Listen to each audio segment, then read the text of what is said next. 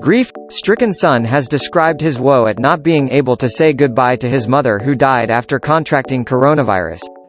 Kieran O'Rourke knew his 69-year-old mother Anne was going to die at the hands of the horrendous COVID-19 as soon as she was diagnosed on Thursday night.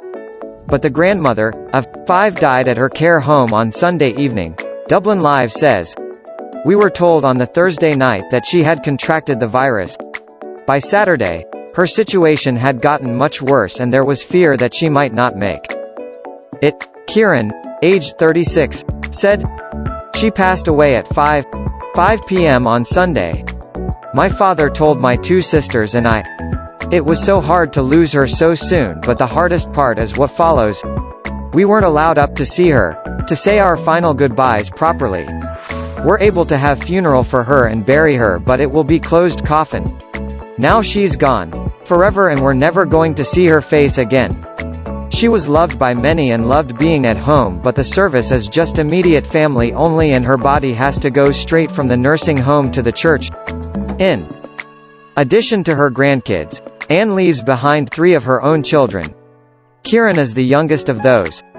The pensioner, who grew up at an orphanage, was admitted to Elmgreen Nursing Home in Castleknock, Dublin, about 2 years ago after suffering bad fall in her nearby house.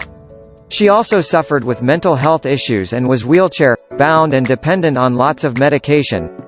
After the fall, decision was made by the family that Anne needed around-the-clock care. And it was in the nursing home where Kieran last saw his mother, fighting fit and looking forward to being taken out for the day, something that was unable to happen. He continued, "The last time saw her properly was just under 2 weeks ago. Went to the home and wanted to bring her out for the day but wasn't allowed because of fears that she might catch coronavirus. And that was the last time saw her. That got to hug her. She was just the greatest soul. She was my mother. She was my best friend. She was my world. She was my everything. We had such special bond together. We did everything together too. Am truly lost without her and will miss her every second of every day. The support from family, friends and our neighbors has just been something else.